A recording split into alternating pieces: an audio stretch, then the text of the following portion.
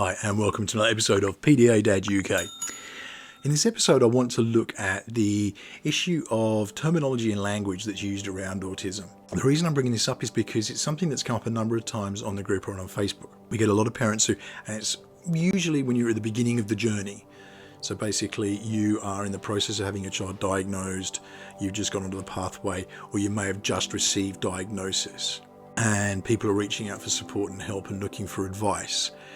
And you get into these curly situations where people are asking you, may refer to something incorrectly or what's perceived incorrectly. And I guess the first point I want to make is that we have to have an understanding from both sides. I am a strong advocate for speaking to actually autistic people to get their opinions and their input and advice. I'm very fortunate to have a number of autistic friends, and it's really, really good to be able to go and say to my friends, my daughter's experiencing this. What's the story? Have you experienced this? I've been surprised by the number of times I've got information I would not have dreamed of. And I did a video a while back, and you can check the link in the description, on hearing voices. My daughter hears voices. And when I first heard about that, I was petrified because I'd instantly gone to, is this bipolar affective disorder? Is it schizophrenia? And after speaking to some autistic friends, they were saying, no, we get the voices. And they were able to explain it. It's a fascinating video. Please do watch it if you haven't checked it out. It was a real example of how getting the right advice from the right people made such a difference. And to me, it's like, if I want advice on mechanics, I'll speak to a mechanic. If I want advice on playing guitar, I'll go to a person who plays guitar to teach me. In the same way, if I want advice on an autistic person and what my daughter's experiencing as an autistic person, then I'm going to go to autistic people because they are going to have the best advice and the best understanding about what's going on. The problem that we have with language and terminology that surround autism is that there are two very different camps. And basically the professionals are instructed very differently from what the majority of the autistic community prefer. And it's important to make that statement that it's the majority of the autistic community, and it's from my experience when I've spoken to autistic people that this is the terminology they prefer. But there are exceptions. You should always check with the person you're speaking to. And if you're unsure, just say, how do you prefer to be referred to? What's your preference if it's needed? Basically, professionals are instructed to use PersonFirst Terminology. So what that means is, if I were to be diagnosed with autism, they will say, Duncan has autism. So it's putting person first, then the diagnosis. The majority of the autistic community, from the experience I've had in talking to the people I've spoken to and talking to actually autistic people, is that they prefer IdentityFirst Terminology. That means I am autistic. So it may seem like a small difference, but it's a very big difference to the people you're talking to. The reason is, and it was really highlighted to me by an infographic that I was shown by a friend who is herself autistic. And I'll pop it up here and you'll be able to see it. But basically it sort of goes along the lines of explaining how people introduce themselves. And it's like saying, I have Norwegian. So I'm Australian, so I have Australian. I have gay, I have whatever, you'll see it all in the graphic there, but it really highlighted it to me that you can see why it irks the autistic community. Their identity is that they are an autistic person. So using IdentityFirst terminology is generally what's preferred. So as I say, always check with the person you're speaking to if you're unsure. Because there are differences, and I know of a few autistic people who prefer to say I have autism. They're the minority in my experience, but that's the way they've chosen to be, and it's their condition to be able to make that decision about. They can choose that for themselves. The other issue with terminology that I've come across is that, and it's something that's changing over time, and unfortunately a lot of professionals are slow in catching up with what's really sort of taking place. And I think it was really highlighted to me when I saw an interview done with the governess from the Chase, Anne Hegarty, and she is an autistic person.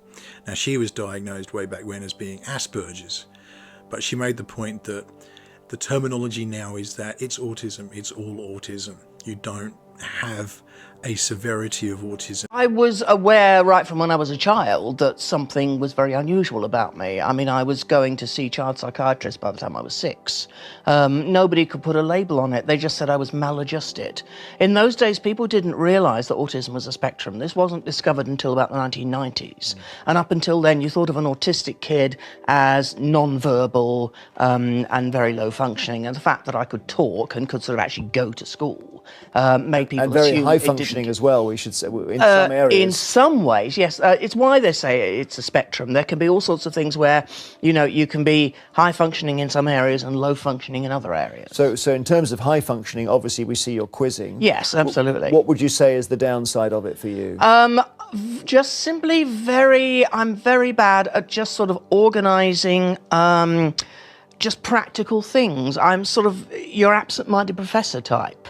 I just remember that very first night in camp and just sort of looking at this ground sheet on the ground and this rolled up bedroll and thinking, I can't begin to get my head around what I'm supposed to do. Right. I mean, I think somebody else untied the bedroll and put it down. And I think it was about 48 hours before I realised I'd actually got a sleeping bag. I actually just sort of crawled in under the ground sheet. But it's just sort of quite basic stuff, like keeping everything tidy. And I know it's Asperger's, isn't it, that you yes, have? Yes, the difference, I think nowadays people tend to refer to it all as autism or high-functioning autism. The difference always used to be it would be labelled high-functioning autism if you were late in talking. And as far as anyone can remember, I talked at the normal age, which means it's Asperger's. I see. But the difference doesn't... People nowadays are tending to say autism all the time, so I'm starting doing that too. And it's something that comes up a lot, as I say, on my group, and you see a lot of people who will say high-functioning autism, low-functioning autism, and you get questions that are asked of people, you know, where is your child on the spectrum, as if there's some kind of a line that you can just pinpoint or a number, and people have made that mistake. That's no longer the terminology that's used. And it's, as I say, there are professionals who are slow to pick up on this, but it is certainly becoming the norm of the way to express this. And the reason for this is that you can't put a severity on autism. It's not like that. And to say that somebody's high functioning, it may just mean they are particularly adept at masking. So they may appear to be cool as a cucumber, but they'll go home and they may have a meltdown or a shutdown. They may feel that pressure and they have to let it out later on. Just because it appears that they are functioning, high functioning, so to speak, in that way, doesn't mean that's what's really going on, and it kind of denies the internal anxieties. And we've discussed before that autism and anxiety are really, really intrinsically linked. My first video that I ever did on this channel was about the fact that there is this really strong link between autism and anxiety. Please do check it out if you haven't. I'll put the link in the description. Therefore, putting these terminologies in place it can be really offensive, and it's really denying what somebody is going through. And so it's certainly moving away from that. And again, there's a fantastic infographic that talks about this and what is the autistic spectrum. And people think of it as this line, but it's not. It's this circle of loads of different options, and it's all part of the same thing. It's not a line where you just put a mark. It's a complete spectrum, as in a color spectrum, you know. And you can be in several places on it. That's the thing. There are so many different traits and so many different things that come along with autism, and so many co-diagnosed conditions, what they call comorbid conditions, but I prefer the term co-diagnosed. Comorbid sounds just so morbid, because you could have sensory processing disorder with it. You might not have sensory processing disorder. You might have ADHD along with autism. You might not have ADHD. You might have PICA. You might have pathological demand avoidance. You may have any one of a number of co-diagnosed conditions that come along with autism. So for my daughter, she's autistic, but she also has sensory processing disorder. She also has ADHD, and she is also pathological demand avoidant. So they all come under this thing. If you talk to my daughter first off, you would not know that she was autistic. You would not know it was there, because she is what they would have termed before high functioning. But that completely disrails everything that she goes through. My daughter lives with incredibly high anxiety, and anyone who's got pathological demand avoidance knows this one to be true. Pathological demand avoidance is basically a way of dealing with an internal anxiety that they can't process. And so they try and take control of their environment around them by avoiding demands. And it's not something that takes place on a conscious level. It's not like they're doing deliberately naughty or avoiding doing what they've been told to do. They can't help it. It's actually an integral part of their subconscious processing the anxiety that they're dealing with all the time. And it means that she's explosive because she's dealing with this anxiety all the time. It only takes the smallest amount to go into that anxiety cup that we all have inside, and it all explodes over. And that's the problem that we face. So she may appear high functioning, but she's dealing with so much more than people realise when they first meet her. Once you get to know my daughter, and you can talk to my daughter's school, you can talk to me, you can talk to my wife, we'll all tell you. You can talk to her brother, he'll tell you. It's very challenging, and she goes through a lot when she's processing and dealing with all this stuff. And she's 10. She's trying to deal with this stuff with a mind that isn't yet conditioned to, as an adult, to process these things, let alone as a child. Children have tantrums and meltdowns at the best of times. You add all this on top of it, it makes it so much more complicated. So to say that my daughter was high functioning is just way off. She appears high functioning, but what's actually going on at the surface is huge. So finding the right way to sort of phrase these things is really important. And so avoiding using things like high functioning, low functioning, where are you on the spectrum, is again really important. Once a person has been diagnosed as autistic, that's their diagnosis. And there's co-diagnosis that can go along with it, but there is no line of where are you on the spectrum. And it comes back to this phrase that you hear so often, and it really bugs me now. And I shamefully realise I've probably used it myself before, having to deal with all this with my daughter and understand her and being thrown into this world, so to speak. And it's that we're all on the spectrum somewhere. It's just where you are on the spectrum. It's just not the truth. And it's offensive to autistic people because you're denying something that's intrinsic to them. It's a really hard thing to get your head around sometimes. And as I say, when we're new on the journey, it's really challenging. And this is something, it's so important to make the point. We have to be understanding of people where they are on their journey into understanding autism, into accepting autism and making, autism understood. Basically, you don't come into this with the knowledge that's all already there. You don't become a computer programmer just by picking up a computer and suddenly you can write a program on it. It doesn't work that way, and it doesn't happen that way. You learn over time, and it makes it so much more difficult that professionals are using different terminology to that the autistic community would prefer in general. And so people are going to make mistakes. So to actually autistic people who are listening, my appeal is to be understanding to parents who are genuinely trying to do their best and will make mistakes. Educating is one thing, attacking is another, I guess, is what I'm saying. And I've seen it happen where people will jump on and berate someone for having used the term high functioning or saying my daughter has autism. And I understand where that frustration comes from, because when you hear it every day from every person, it must just get ridiculously frustrating. But the point is that these people are new to this world, and they haven't understood till now, and they've been forced into a situation that they are having to learn very quickly.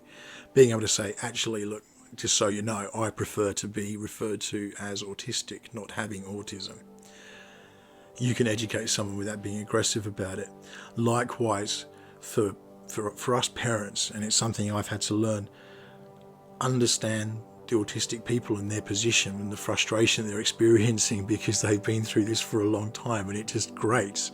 If we can bridge that understanding between us all, then we'll come to a really happy place. The best way I can learn is by being corrected, but being corrected in a compassionate way.